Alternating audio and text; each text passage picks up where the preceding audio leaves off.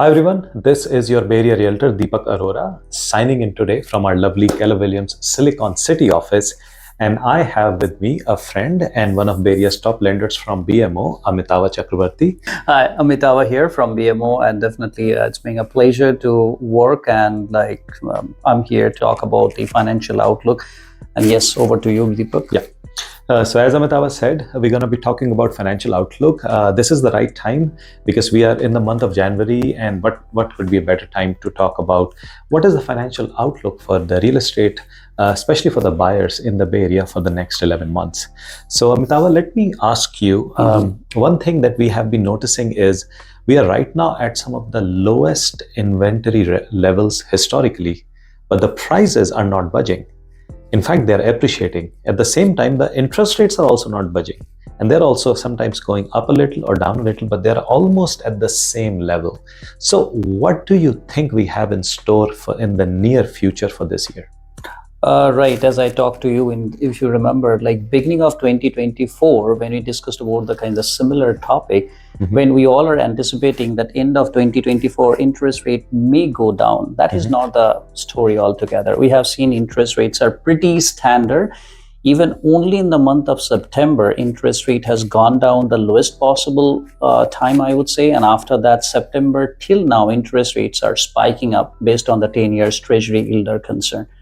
So historically, I would say people understand, especially you and me, we help buyer in the Bay Area. So we make sure that buyers are getting their foot into the door. And they understand this changes very quickly, and we need to help them that way. So precisely if you look historically back in 1990, rather like early, like when there is a dot-com burst and some changes happened, like a big recession happened, back in 2008-9, interest rate definitely has gone down because there are some parameters or market-induced parameters, I would say, that created that kind of softness in interest rate. But apart from that, we have seen the lowest possible interest rate back in COVID time. But interest rate is not creating any changes. We all know like 90s, early 90s or 80s, interest rates are as high as like 16%. That's only COVID time created a mind-boggling change in this paradigm shift, like from that high interest rate to as low as like 2%, which is very unusual, I would say. And buyers, I would say, almost in the span of last 2 years, they understand this is not a standard process. They pretty much like habituated with the new normal about the interest rate. But you are 100% right that inventory is really, I would say, not all-time low, but one of the lowest possible like median situation right now. So buyer has to make sure they understand these changes. And as a buyer's expert, I would say that you are also seeing the same trajectory and pattern in the market. Definitely, I'm seeing the competition has been very stiff, even though the interest rates have been high and the inventory has been low. That has not discouraged the buyers. The buyers are still out there in pretty large numbers, and that keeps our real estate market very strong, and that also helps with the appreciation. So I'm seeing the charts here on my screen, and then just like you said, the inventory, even though the interest rates have been going up historically, during some periods, the appreciation has still been pretty strong. However, I also see that we are slightly getting better inventory or more inventory starting this month of the year. Do you think that's a pattern going forward?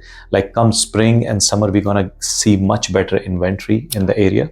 100%. Believe me, I just presented in the beginning of the year. I did some presentation to 2 or 3 different brokerages, and I had presented the same way. When you see the chart, especially the high-end pockets of Bay Area like Saratoga, Evergreen, Silver Creek, like premium pockets, I would say, when you will see a tons of first-time homebuyer activity, like Willow Glen, Blossom Valley, Rose, like Rose Garden, those areas. People are definitely targeting those areas.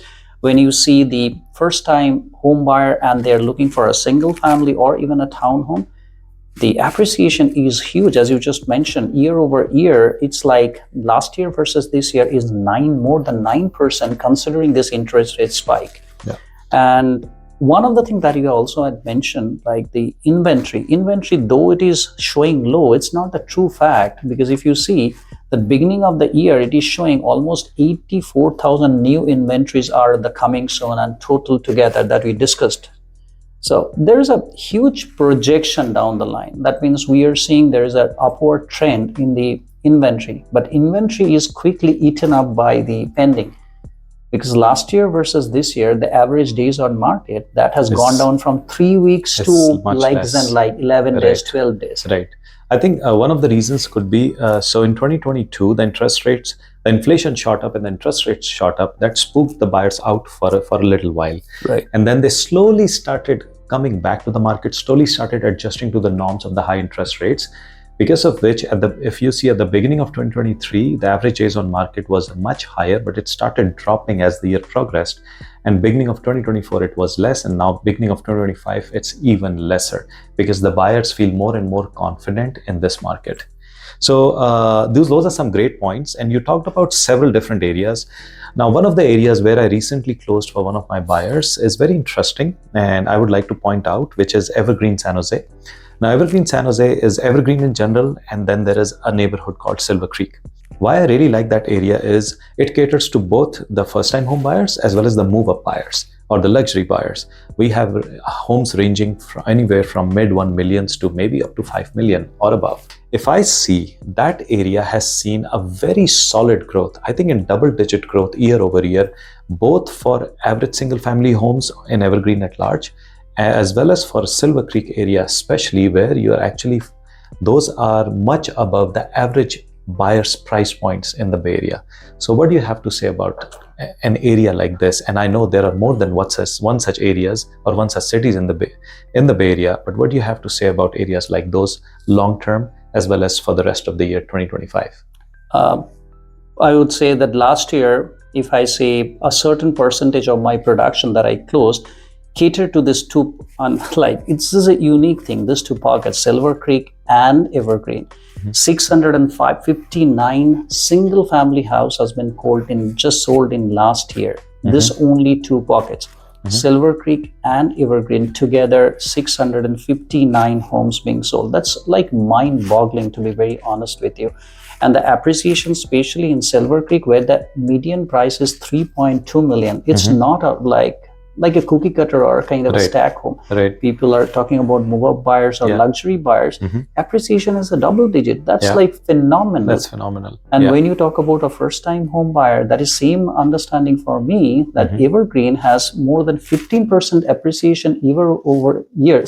And we have seen the median price is like 1.5 million plus. Mm-hmm. So definitely I believe people who are looking for their first home, they should talk to us, understand this market dynamics, because in this market dynamics, the unique thing about this two neighborhood that you just mentioned, Deepak, the average timeline is less than 2 weeks.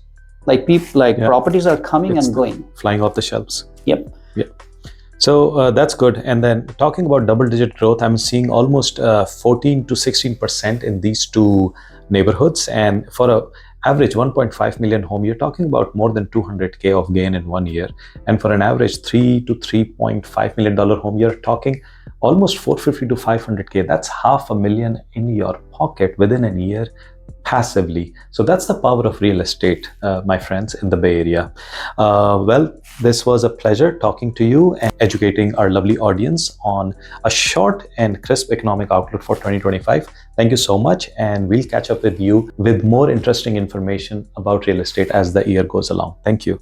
Stay tuned and see you soon.